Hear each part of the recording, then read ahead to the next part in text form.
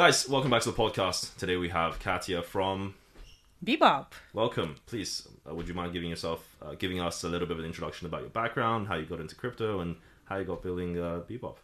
Yeah, sure. My background's in traditional finance, kind of stuff that might sound boring, but actually kind of bringing that all the way into DeFi is actually quite exciting. So I came from traditional finance background. Kind of most recently before crypto, I was at the massive org that is the London Stock Exchange Group. So working with all sorts of asset classes, trading, analytics, whatnot. And then I went into crypto, worked at Wintermute. So that was my kind of first crypto professional journey. Joined it when it was like 30 people or so, so very small, but it was 2021, like super obviously what was your hot role market. I was head of product there. I was building the electronic OTC platform and business. Okay. And so and then basically I kind of discovered that Wintermute were interested in incubating their own projects, and I was helping out here and there, doing various different things. And I kind of fell in love with DeFi, with execution and trade execution in DeFi, and that's when I decided to leave Wintermute and focus 100% on Bebop, and that's kind of how I ended up here. Let's circle back a bit. So you mentioned that you were building out the electronic OTC part of Wintermute. Is that the same product which is just offered like Trump tokens? Within the narrative today. Oh yeah, I think Wintermute did announce. So Wintermute trade OTC in different ways. Obviously, it's on chat. I don't actually know if it's available on Wintermute Node. It's called the platform, but it's not unlikely that it is. Okay, makes sense. Okay, let's address the final point, which was you said that you used to work at Wintermute and then you sort of went to be incubated by Wintermute. So a few people have done similar things. Like I think Jacob at Lombard. He used to be at Polychain, and then he left Polychain to sort of have Polychain lead their first round. What was that dynamic like? Sort of like pitching to investors and sort of going out there. How did that feel like? Yeah, so that's interesting. That's a good question. So our original funding came from Wintermute, and so pitching to investors came later. And you're right. Like one of the first questions that's being asked is, "What's your relationship with Wintermute?" And and there's lots of questions coming with that.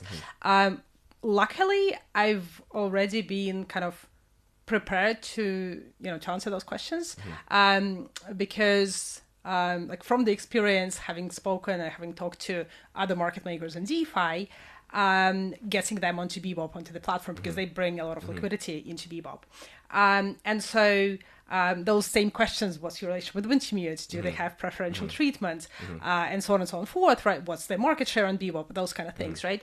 And so, I've had a bit of practice answering those questions, as well as kind of understanding what's behind those questions and what might be the concerns that people have. Well, would you say that Wintermute's always been like a plus EV, or would you say that there's certain aspects to it which make it negative EV? So at first it's and kind of on the surface it seems like it's only positive EV. I mean, obviously Wintermute's liquidity is something that absolutely any DeFi or CeFi or any trading venue absolutely wants, just because it's so strong, it's such great quality, and so on and so forth. There is support from that we're getting a little bit, or we have been getting from Wintermute side in terms of perhaps ops and this and that.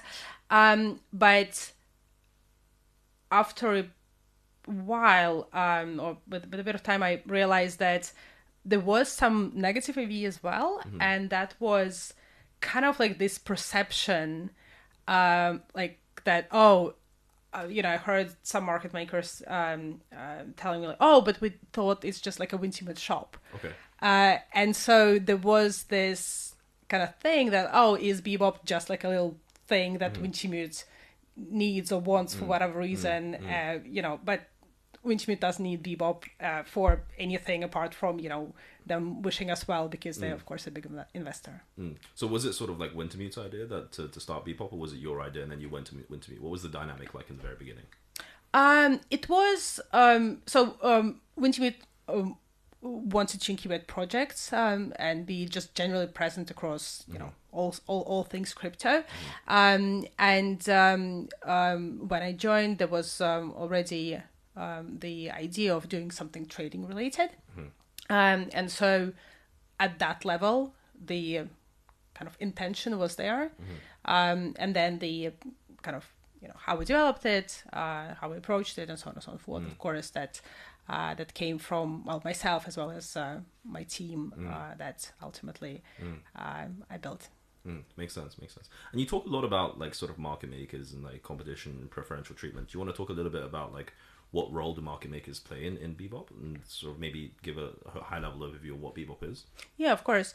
So Bebop, broadly speaking, is a place people or robots can trade in DeFi, right? So it's you can call it a token swap platform, you can call it an aggregator, you can call it many different things, but ultimately, it's a very common need to swap one token to another, and that's what our business is about.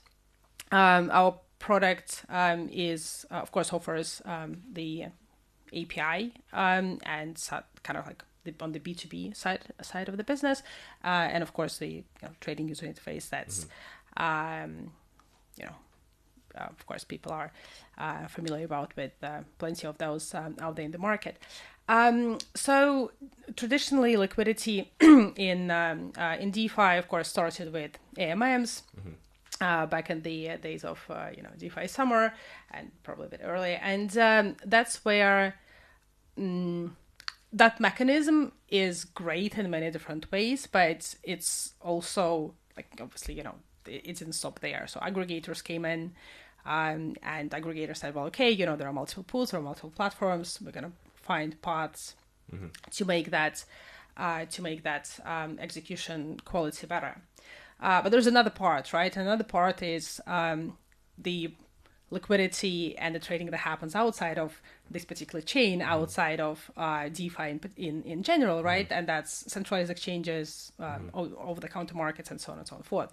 And so that's what market makers do, right? They aggregate ultimately and create pricing across all the different venues. And that is where quite often or very often ultimately it's their job to provide the quality of liquidity in terms of certainty of execution as well as pricing, such that it would be superior to an individual AMM, and quite often to even aggregated AMMs on chain.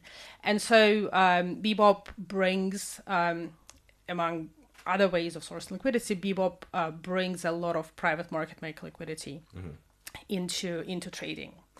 And so how do we do that? We have direct relationships with various market makers.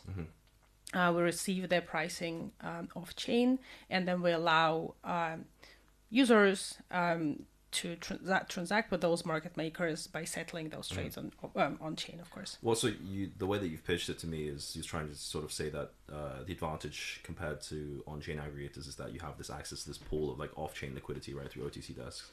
How does that differ to someone like Matcha using 0x RFQ or other aggregators that integrate RFQ systems? That's an excellent point. It makes it better. Bebop, quite simply, is the absolutely best market maker request for quote product out there in the market. And why is that? There are plenty of there could be a list of things of what makes it better. But ultimately, a few things are important. Obviously, the quality of pricing is important. And the quality of pricing is something that you can achieve by various things. The flow can be good, for example. Then, of course, you're going to have more competition. The number and quality of market makers on chain, on the platform, is important, because the more of them are there, the more the basically the kind of more liquidity you have to route through for example, larger trades, right? Today obviously has been quite a fun day with the Trump token launch, and we've seen lots of activity, and actually lots of selling on Ethereum, for example, quite large clips, like 5 million or so, right? And those kind of trades don't go through individual makers; they go through a number of makers at the same time, right? And kind of for us, routing through multiple makers in a smart way definitely creates great so your biggest point was that you can achieve better price parity, is what you're saying? Yeah, I mean, ultimately, yes, and that can be done in different ways. Is there any specific statistics on how you compare to competitors such as 0x RFQ or Native? So one of the it's quite of course we run those kind of that research with being platforms for pricing, and there are various different price comparisons, which I don't trust 100% because you never know, ping open APIs, you don't really know kind of what you're getting there, but one of the big parts of our business actually is being an infrastructure for solvers. Solvers on CowSwap, Uniswap X, One Infusion, and so on and so forth. Well, those are the major platforms, of course. And I can tell you, and of course, those solvers are extremely price sensitive, right? Because they're participating in those auctions and they need to win it.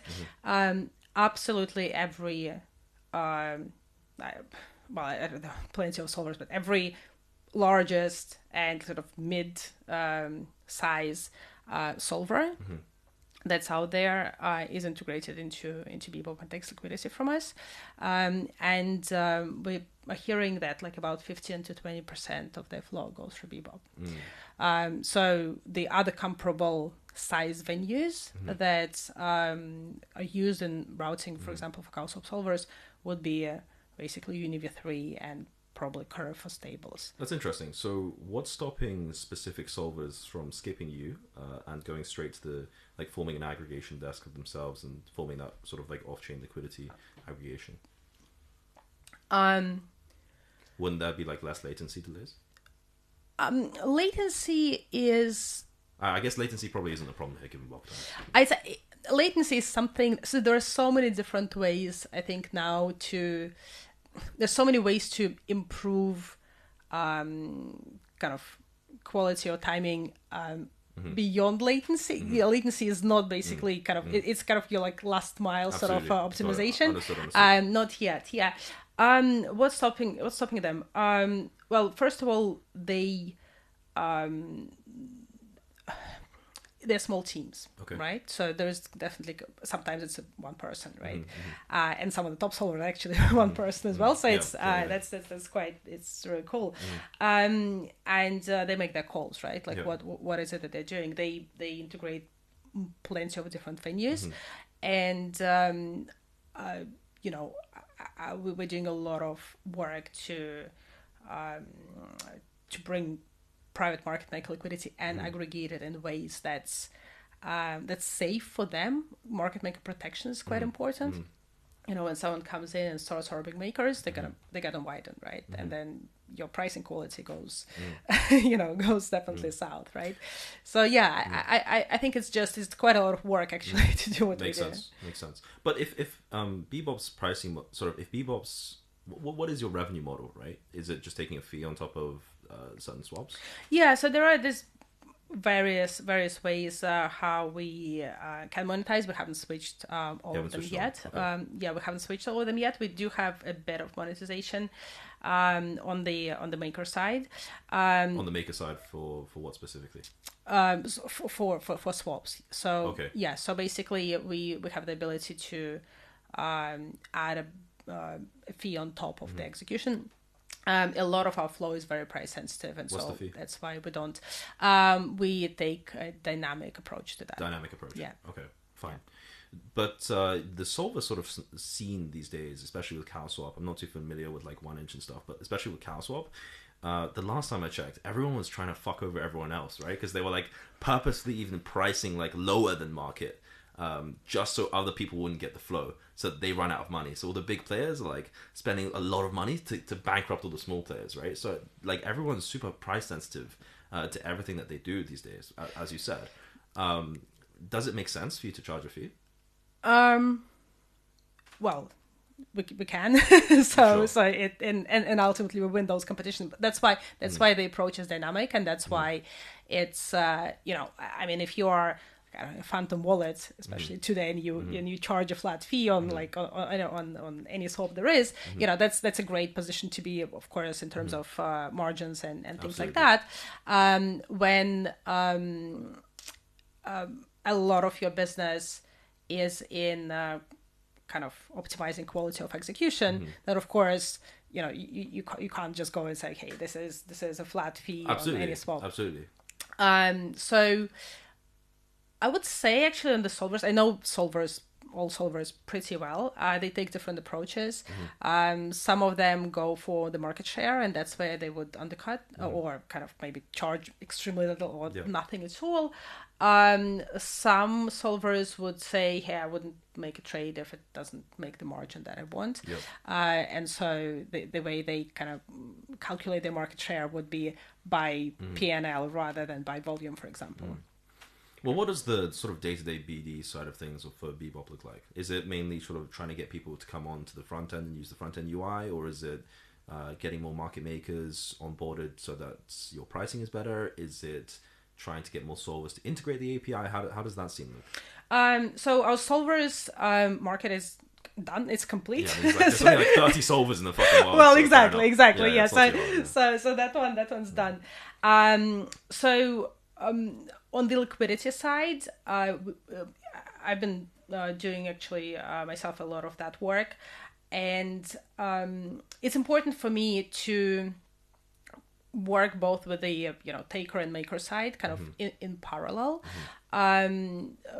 Makers, for example, it's kind of obvious as well. It happens everywhere, right? Like some makers would come and ask, okay, like what are the incentives? Give me some KPIs and so on and so forth.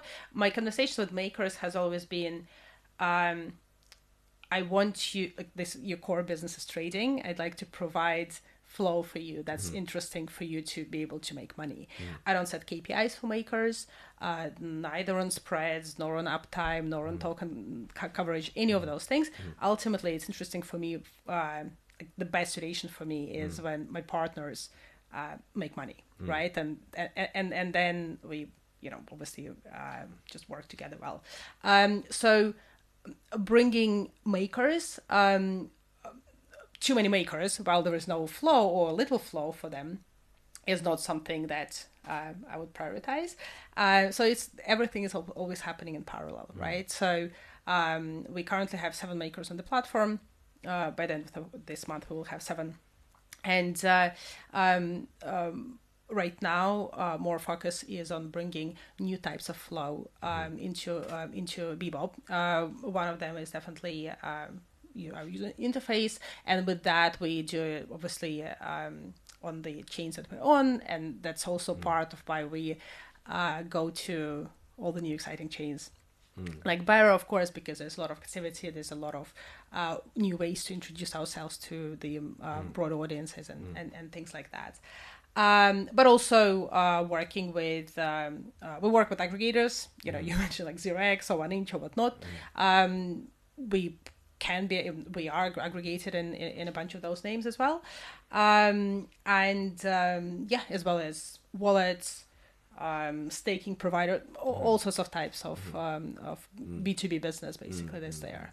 Well, I'm curious to dive more into like what the dynamic is like onboarding a maker, right? For example, let's take a market maker, for example. Let's say you want to onboard GSR now. GSR has an OTC desk and you want to onboard GSR and you want GSR to start quoting.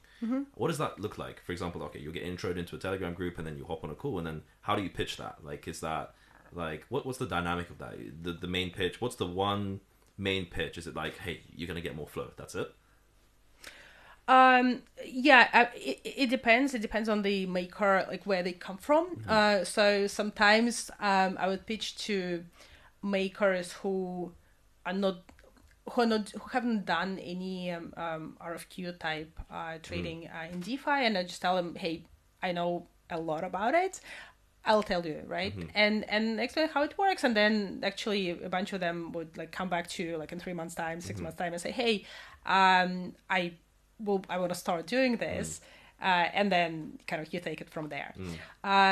You could be talking to someone who already knows that market very well, and they're probably integrated into in a bunch of platforms, other platforms. And then I would explain to them the kind of flow that we have, first of all, but also explain to them what modes we have and why it's a good place for them to be. And that's where it comes into maker protections, where we work quite a lot on ensure that we either entirely protect them or limit the possibilities of makers getting orbed, for example, and kind of limiting all sorts of toxic flow, for example. Let's talk more about toxic flow. Specifically in Bebop's case, what do you guys do to limit toxic flow, and what does toxic flow look like for you guys? Well, toxic flow is arbitrage flow, obviously. Sure. So I can give you an example of unintentional toxic flow. Let's say 1 inch limit orders. There's a solver that would fill a 1 inch limit order. The prices, there's the price curve decay, right? It's kind of and it's partially fillable, right? So what a solver's algo might do is basically start kind of filling it bit by bit, but then it kind of happens immediately. And so what happens sometimes, that order gets sliced, right? Yep. And so, for example, they'd go and fill 3 smaller quotes, put them in the same block. And of course, that as a result of that, the maker charged, a much tighter spread than they would have. And so for them, it's not a profitable trade, right? How do I manage something like this?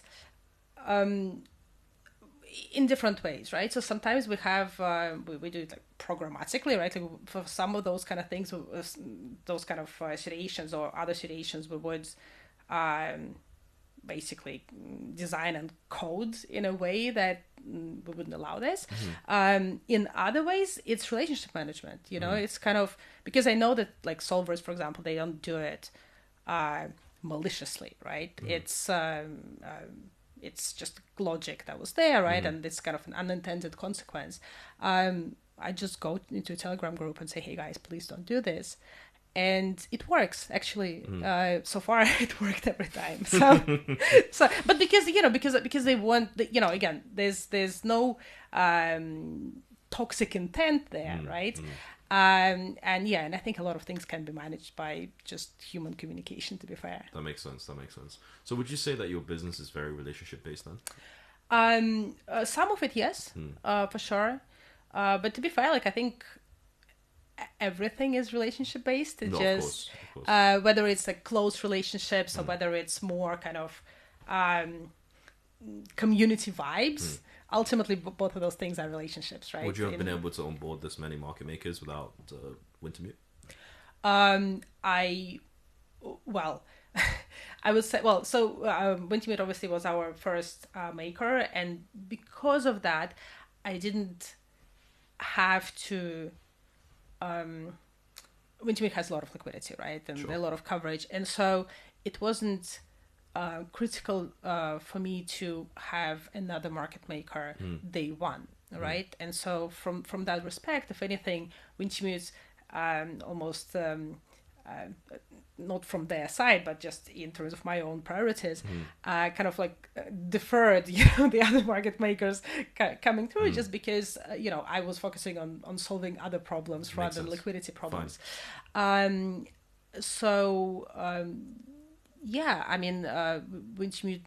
don't really introduce me to any other makers, of course. And in fact, I have been asked by other makers, for example, I don't know, Wintermute seems to be filling like a large proportion of orders of certain coin or something like this. Do they have some preferential treatment? And every time I say hand on heart, no. There's no preferential treatment. Well, yeah. It depends, right? It depends on the coins. But I talk to all our makers on a weekly basis, at least. For example, when we now we're preparing for Q5 Berachain mainnet. You picked up the lingo. Of course. And and with that, we immediately go to all our makers, to all our solvers who also we have a solver auction on Bebop as well, where for all coins, because makers cover only obviously a subset of coins, so we have actually a dual system running there. But I go to all the makers and say, hey, who wants to be on Berachain, and who wants to be to cover this new token on. You got a lot of people saying yes so far. I've got some makers on Berachain. I think that it's quite often makers like to wait a little bit and see. And maybe that little bit is 1 week, and maybe that little bit is 1 month. But I do have market maker liquidity day one, and I have also solver liquidity day one on Bera. I just now need to know when the day one is. Soon. Well, just curious, because you're probably more in the industry than me. What is like the judgment of inventory risk for a market maker going to a new chain? Like, for example, let's say that a market maker is very used to sort of filling WBTC on Ethereum mainnet, Arbitrum, Optimism. These are quote unquote safe chains, right? But Berachain being sort of like a new alt L1, right? They may feel like, okay, Berachain is kind of like iffy. It's not that safe. What sort of like considerations might they sort of think about here? I'm sure there would be security risks and assessments, of course. I don't know from that perspective, to be fair. But what I do think is pretty clear to me is that, basically the ability of moving assets in and out of that chain is very important. It's very important? Yes, okay. Because if the bridge is unreliable, or there's only one bridge, right? If you can't withdraw from centralized exchanges, for example, those kind of things that prevent you from easily moving inventory around, that makes it more of a hassle, right? Because quite a lot of flow in crypto is one-sided, right? So, if everyone's, buying crypto for stables, you're running out of that inventory. You need to, and perhaps you're selling it on, as a maker, you're selling it on different venues, on different chains, maybe in centralized exchanges, So you have to kind of manage that. And if it's a hassle, if it's unreliable, if it takes ages, then basically you will be charging more, or maybe you would just go, you know what, I don't Fuck know. it. Yeah. Okay, exactly. Fine, fair enough. I guess while we're on the topic of Berachain, then let's talk a bit about Berachain. What was the sort of thesis and idea behind deploying on Berachain for you guys? Actually, it was our first testnet deployment. We never deployed on testnets ever. I kind of like the vibes. That's it. It's enough. No, but honestly, I really do. I remember joining Berachain Builders Telegram chat, and I think we said like, oh yeah, we're bringing Bebop, and like everyone in the chat was like Bebop, and it's cool, it's kind of silly, but it kind of like lifts you up. Absolutely. And I genuinely just kind of, on a personal level, I really like that. And I'm really quite happy that we joined the testnet stage. We don't need to be anywhere at the testnet, because there are no makers there. There's nothing there. So how did that work on testnet if there was no makers? Like a fake maker from you or something? Well, actually, so first we connected to Ooga Booga because we're like, okay, we need to. I remember that. We need to execute somewhere. I was like, who are these guys? Why is the price execution the exact same as Ooga Booga? I was like, what's going on here? Well, exactly, because we're like, well, okay, how do we do this? Because we do have, so on a bunch of different chains, like we have a backup solver, which is just Uniswap, but we were kind of looking at where do we go, and so we went to and we were like, okay, well, we're gonna do this, but then it's testnet, right? So like everything's moving around, and like we set up like 5% slippage, but sometimes like there would be failures and things like this. Then you guys change the API, and and they were like, okay, so what do we do? And this I was like, how the fuck did these guys get an API key? How are they filling flow right now? I was I have no idea. Your devs must be like sort of like hacked into our systems or something. No, I'm pretty sure not, because I was asking Mo, our CTO, engineer. and I'm like, he's like, I don't know, like I went and did it. He's, I don't know, our devs are great. It's just like, yeah, I did it 5 minutes ago. Great. But yeah, we actually did make a, it's called Baker, which is our maker. It's a testnet maker. Okay, fine. So I think we use your pricing to price, but we fill ourselves. Pricing. So you used our price API as well. So you used our swap API and our press API. Maybe. No, but so obviously, so yeah, so on the testnet side, yeah. So we need pricing, but then we have the tokens that we sort of trade from on inventory. But obviously, the pricing needs to come from somewhere, which is cool because we now can use that, fake maker, I call it, and I'm being told, no, it's not fake, it's just testnet. Like, okay. Yeah, so that's what we did made it for, but we're gonna kind of keep using it as well for different. Have you deployed on any other sort of interesting chains apart from Berachain? We're all EVM, so mainnet and L2s, so we haven't been on any other Altel ones. We will go to Monad. I mean, but there are plenty of L2s, but also plenty of interesting chains coming in this year, and but generally chain agnostic in a sense that I kind of from get go, I don't have strong preferences of like one chain or we definitely are never kind of against deploying on any chain, but what I find is that as kind of the time progresses, the relationships with those chains, with the ecosystem overall, with partners, is what's different, right? So the deployment kind of moment and some sort of like initial excitement and activity and all of that can be quite similar across different places, but it's kind of like longer term how, like how much steam basically those ecosystems keep or maybe even grow. Well, that's an interesting topic, right? Like how does it feel to...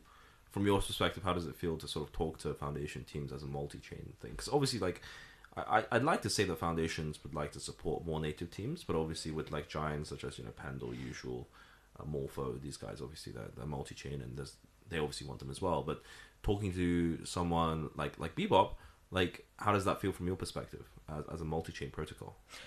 Generally, it feels good. I don't. Most of the time, I don't really feel like, oh, you're not the native project and non-native protocol, and that's why we kind of don't really care. With Berachain, actually, it's been great. We deployed in the second testnet. Katia? Yes, correct. Thank you for saving me here because I didn't remember the name. Yeah, I mean, like, so we were there sort of like, I think we deployed maybe like in October or something. So we were kind of like late to the testnet party, but we got like the introductions very quickly, a few calls. Honestly, it was super helpful. Good, yeah, it was really nice, super helpful. We also, because we execute transactions on behalf of the users, we're in gasless mode. Okay. So we actually quickly realized that we need a lot of Bera tokens to be able to execute, and we just couldn't get get one Bera. Yeah, exactly. So we asked the team to kind of help us with that, and very quickly kind of got that help. So it was all great. But back to your question about how generally kind of working with foundations, it's generally if you say, hey, I can bring private market makers to your chain, everyone is interested. It's plus EV, yeah, of course. Yeah, everyone is interested. Yeah. And so this is something that we, not every time, but quite often we can bring. And with Barra specifically, speaking to, again, the solvers that we work with, as well as with market makers, there's something that, I do come, go to those partners and say, hey, yes, I have no numbers, I have no anything, and maybe it's a little bit opportunistic, but, if you'd like to join us on this journey, you're welcome. And and some people come there with us, and so that's I think what's interesting for the chains as well is, so I'm bringing something that no one else does, basically. That makes sense. How much of the flow from Bebop would you say comes from the front end user versus the API user?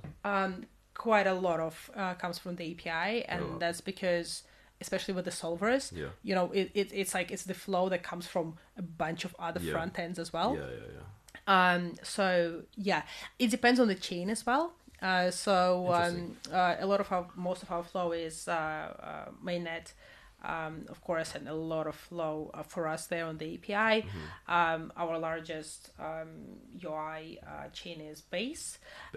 And I have no doubt that with Bera, at least for a while, it would be kind of new chains definitely tend to have quite a lot of UI volume in comparison. Interesting. What's the percentage split? Do you know it roughly? It depends. Sort of with it's like 90% would be 90%? API. Yeah. Okay. It's similar on our side. Probably more like 95%, 5% for us. I mean, I think maybe it's just testnet, but like everyone's spamming the API and it just goes crazy. Right. Okay. Fine, that makes sense. Is there anything else that you wanted to mention before we sort of finish up and close up the podcast? Is there any final notes that you want to talk to the viewers about? Final notes. I'm just excited about this year. Honestly, like I woke up this morning at 7 a.m. for some reason and just like saw that Trump token and went on, okay, so this is gonna be fun. I